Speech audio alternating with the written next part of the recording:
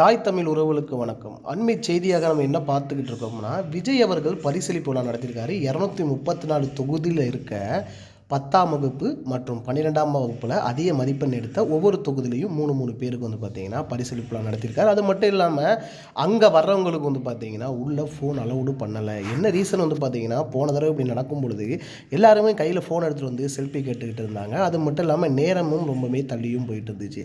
அதனால் உள்ளே போகிறவங்கள்ட்ட பேனா மற்றும் செல்ஃபோனை வாங்கியும் வச்சுக்கிட்டு இருந்தாங்க விஜய் ரசிகர் மன்றத்தை சார்ந்தவங்க.